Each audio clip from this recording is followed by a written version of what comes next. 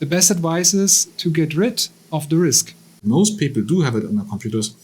And now it seems as if this tool opens a lot of backdoors. Arne, do you really need a fridge which is connected to the internet and can buy milk for you? Gregor. Arne. Last time in this podcast, we talked about a number of things, but mainly about liability and the state of the art that has to be observed by tech people.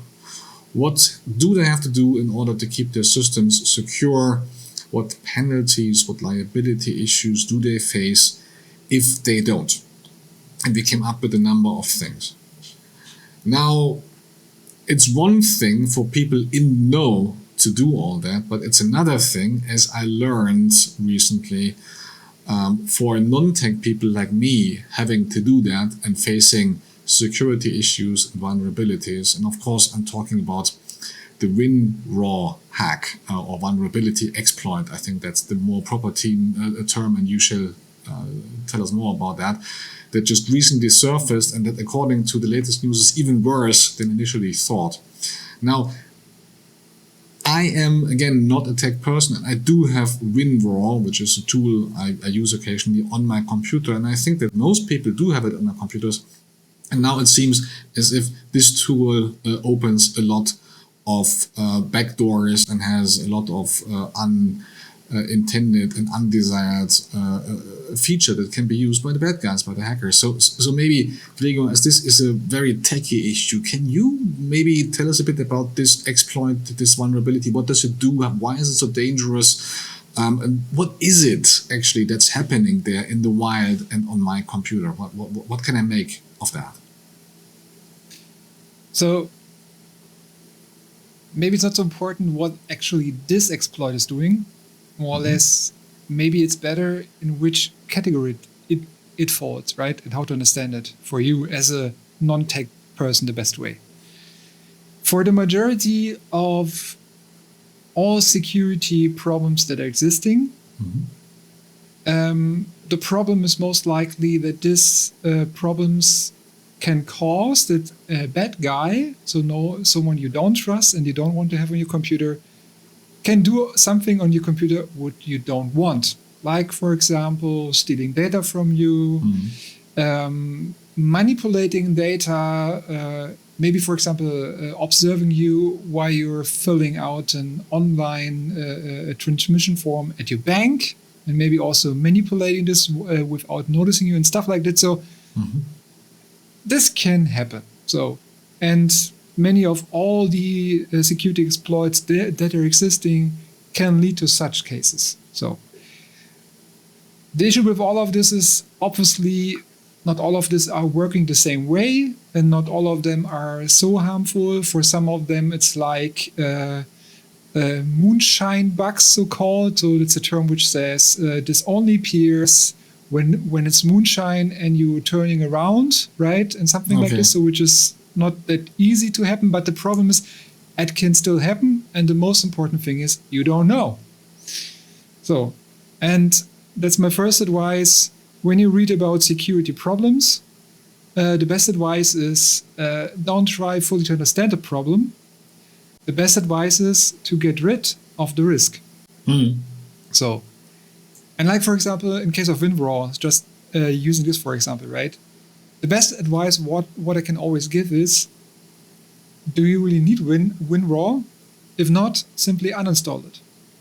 For sure, you can also update it, for sure, right? So maybe there's already a security update for this available. With WinRAR, we learned maybe you need another try, okay? But again, the best advice I can always give is, please always think clearly about, do you need the software or not? And if not, then simply uninstall it, because what is not there cannot harm you any longer. By the way, that's also the same thing to your apartment, right? Maybe you have a fridge which is connected to the internet. You maybe have a microwave which is connected to the internet. Your smart TV, maybe your vacuumer and stuff like this. All the stuff is connected to the internet, has a built-in computer. And the real question is, Arne, do you really need a fridge which is connected to the internet and can buy milk for you? Or maybe is it enough that your smartphone or your laptop can do it for you? Right? Again, everything what you have in your environment, if it's software or also hardware, which is there, it can potentially harm you because you simply don't know. So if you can get rid of it, it's better. If this is not possible, obviously the best advice is always to update to the latest versions of these devices and also software, right? That applies not just to software, that applies also to your devices, like for example, to your Android or iOS smartphone, right? And what should make you always a little bit suspicious, when you don't receive any security updates for software or for hardware for longer than a quarter of a year, that's maybe not a good sign. I'm guilty of that. I think the last update on my Huawei phone has been not so recent. I'd say that this thing still runs on Android 10 something, which is probably a bit outdated by today. Yeah. So maybe you should, maybe especially if we're talking about devices like an Android or iOS phone. So the manufacturers of those phones, if they have a decent size, let me say it like this, they usually, when you open your favorite search engine and also type in, for example, your device and security updates, how to get them, and end of life cycles, for example, so words like this. The majority of those vendors also publish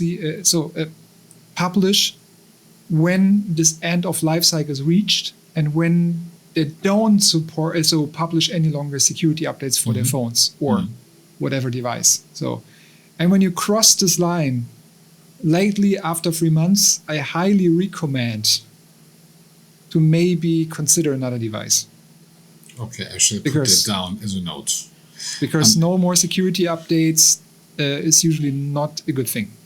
Okay, I get that, and that's a very personal tip that I can use and have to make use of actually right now. So that's very actionable for me. But let me ask you one more question, because it's one thing to only install things on my computer that I do need and only have devices that are up to the latest standard. But now here I have my computer, or here I have my device, and have the apps and the software that I do need on a regular basis. So I'm cautious already. Now, with all that, can I rely on the built-in security features of my operating system? Or for example, I use Windows and it already comes with the antivirus defender and so on, and with the firewall, the simple one, I guess.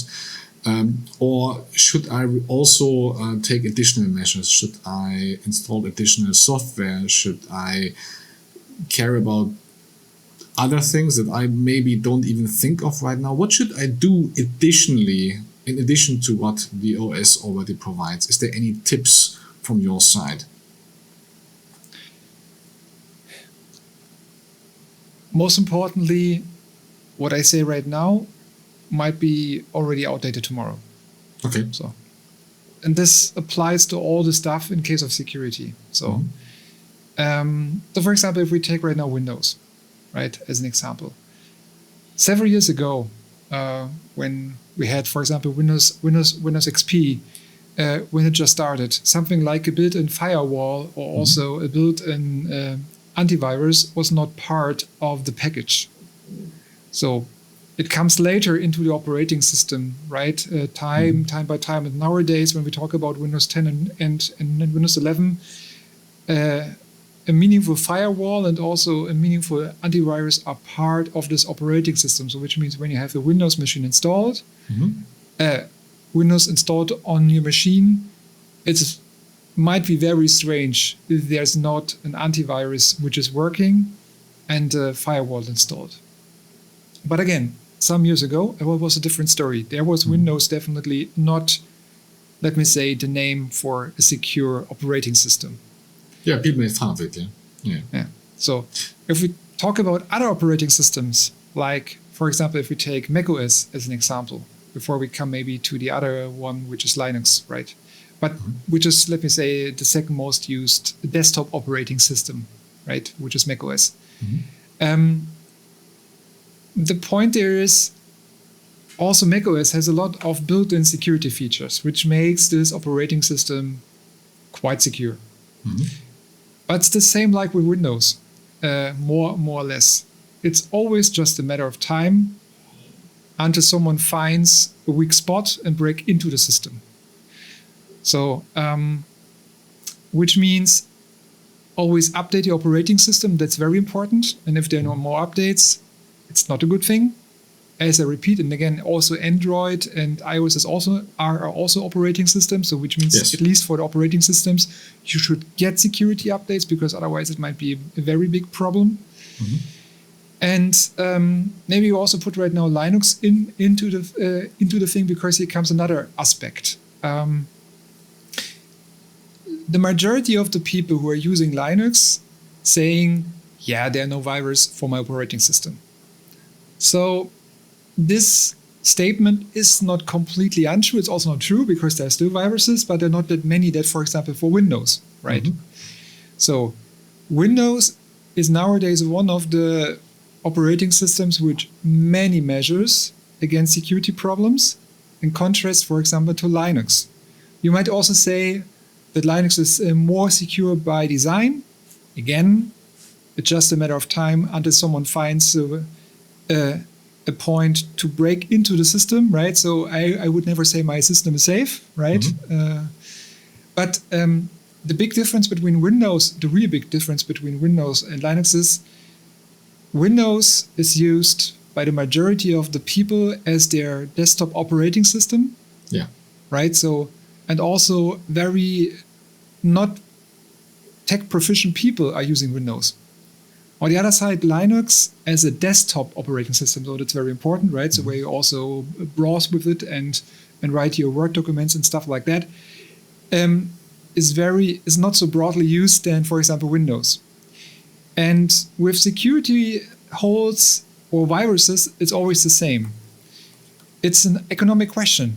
It only makes sense to find a hole and use this hole if it's economic for the hacker.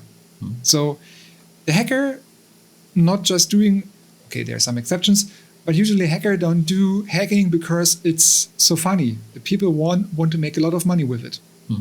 So which means when they're developing a virus or whatever, or an exploit, they have to invest still time into this. And it's not just some hours, it's sometimes week or whatever.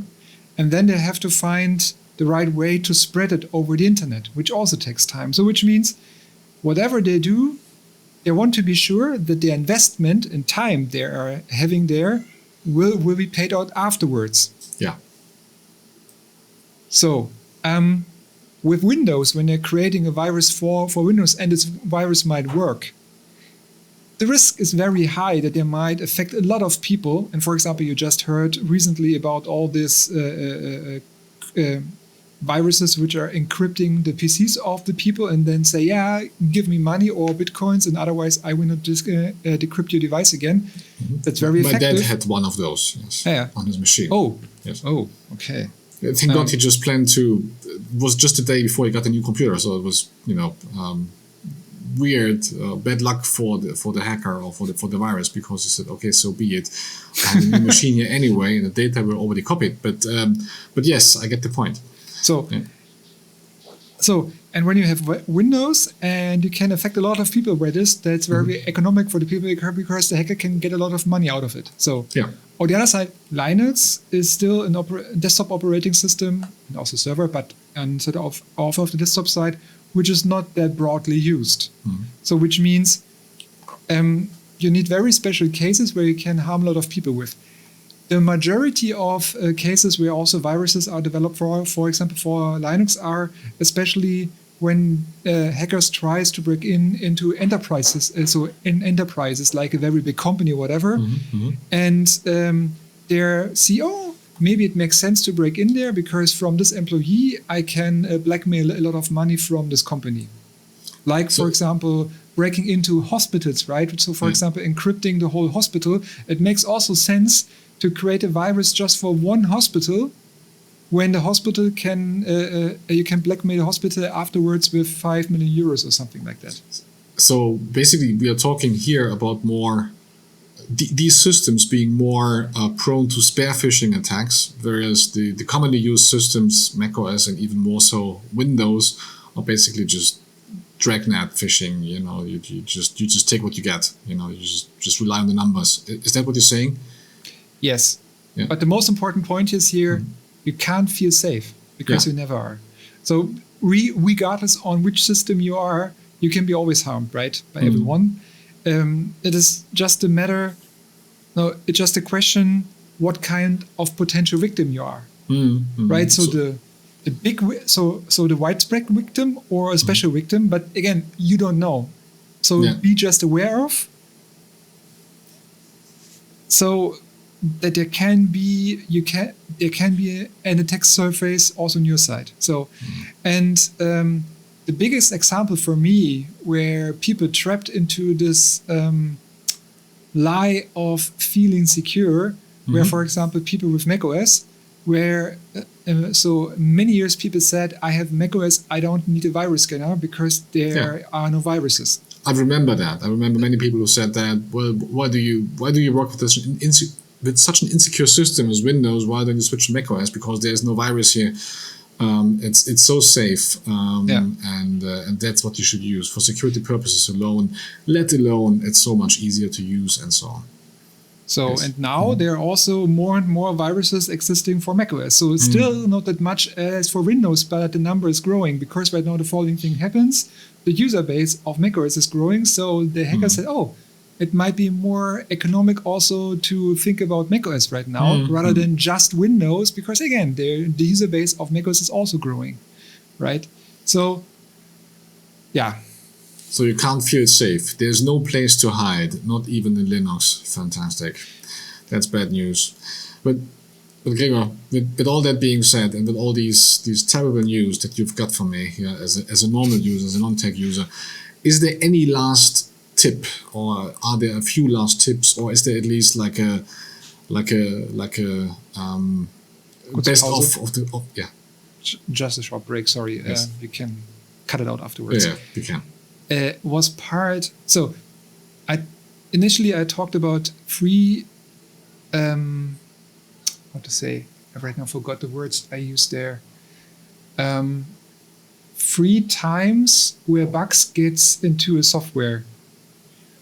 Did I talk about this yes, you said kind about like our second talk, or was it the last one which we have to record again right now?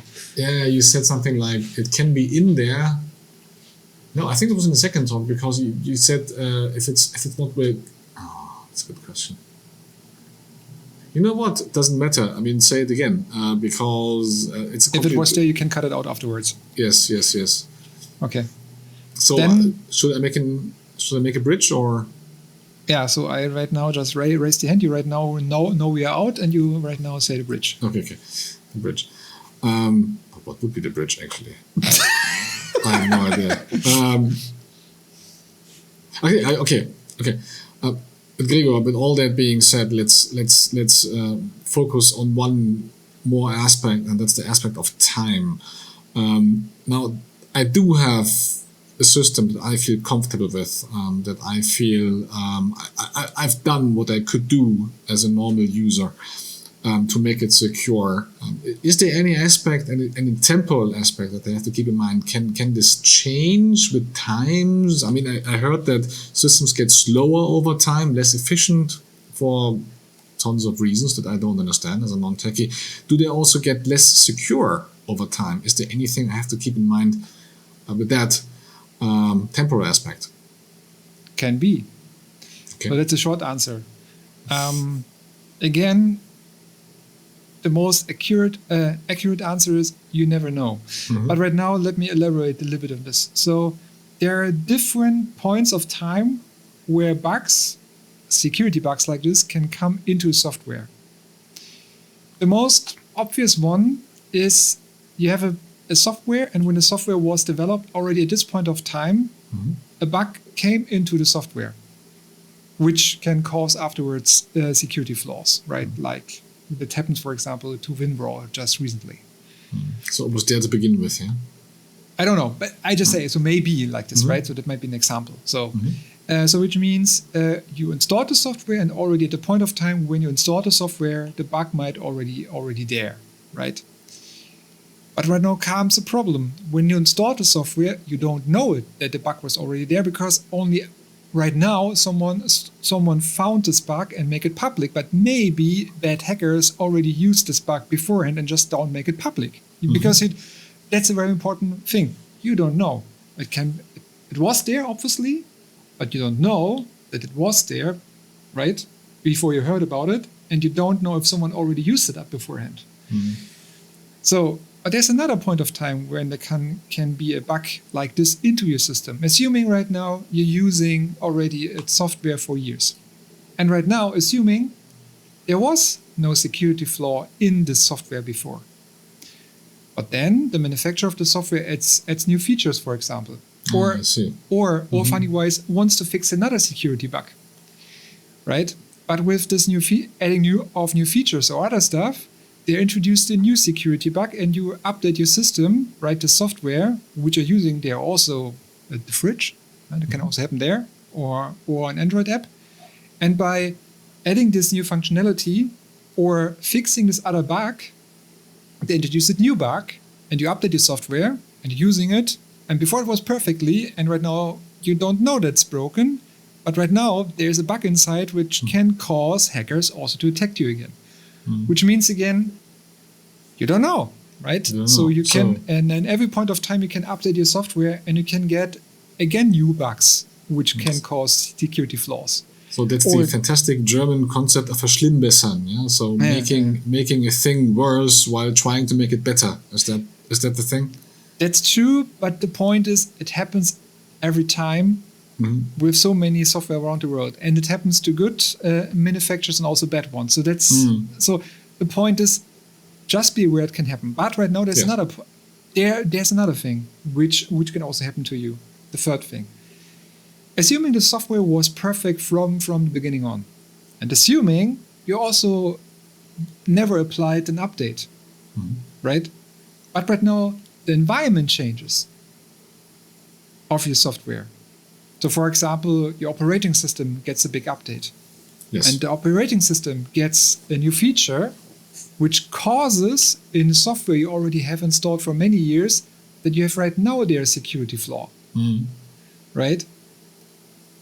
Because the environment changes, the environment is perfect, the environment is working, but just for this little piece of software with this change, there's a new, let me say, flaw introduced, which can help hackers to attack you. So, and again, here the thing, you don't know. And it sounds very, very painful and scary. But again, when I just come back to the best possible advice I can give, when you don't need something, just uninstall it or get rid of it, right? So when it's not there, it can't harm you. And as less things you have, which can potentially have a flaw, as less can harm you. And as lower the risk is that you will be harmed. So simply don't make you less a victim by having less stuff.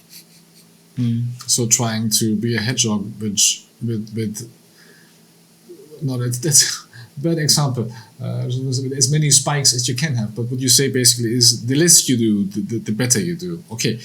So with all that being said, so there's no safe space. There's nowhere to hide, not in operating system, not in anything I can do, not even in the temporal domain. Is there any last thing, any 2-3 bullet points that we can leave our audience with? I mean, I got the thing, the less you have, the less can harm you. Anything else that you give to us to know and to observe, to take out of this podcast? The last thing, maybe, don't make you attractive. So that's like with the burglars on the street, right? When you're running around with a lot of gold chains, right, and very expensive watches at your armrest, it's very obvious that the burglar might say, "Oh, that's maybe a great victim." But it's less often. So you cut this out. as less you're running around with attractive stuff, as less you can be harmed, right? So again, less is always better. So when you don't need it, just get rid of it. That's like with the very great and simple example, right? So you were at the vacation and installed a game on your smartphone because you were waiting at an airport for the airplane for so long, and just for this you installed a game. And I know by myself, sometimes the game is still there 2 years afterwards, but I never used it again. Yes, and that's obviously that happened. Not the best thing to do. Yeah. And finally, check the end of life cycle of your most used devices, especially the devices which holds the majority of your digital identity, like your smartphone, for example. And if these devices are end of life cycle, yes, you also give then other companies money for it, right to buy a new one, but most likely you also protect yourself. So that is a ton of actionable advice here. And I myself am guilty of some of the sins that you mentioned, so I have to take action here. I'm the first one to raise my hand and say, yes, I shall follow your advice. Get a new phone and maybe uninstall a few apps from both my phone and my computer because they're sitting there and I haven't been using them in a very long time. So I'm guilty by myself, by the way, sometimes. In case of course. With the games, for example. Yeah. Well, I don't play many games. That's one thing. So I'm not guilty of that, but I have a ton of tools in other domains, I guess, and I have to look through them and get rid of a few of them because then again, I don't even know what they do exactly and why I installed them in the first place. And if I get you right, it's probably not a good place to be, to have something on a computer that you don't even know what it does. So yeah, I get you. Gregor, that was very insightful for laymen, for non-tech people like me, and what they can do in order to protect themselves, not just the techies and their liability, but here something that hits a bit closer to home for us non-tech people. So thank you for that advice and for all the tips that you gave. That's very helpful. And actually not so difficult to understand. I mean, you explained it very well. I got it. And I got why that is interesting and necessary. So again, thank you. And as always, I think that's a good wrap for the podcast with all those to-dos and a list of things that we can put into action. Thank you so much. As always. And do not forget to like and to subscribe. Oh, yes. Please, that's an action for you, the listeners. Like and subscribe. Also, and if you have any question, please put a comment. And one of the two of us, depending on whether it's more in the tech domain or more the legal domain, shall answer the question to the best of our knowledge. Thanks so much. Bye.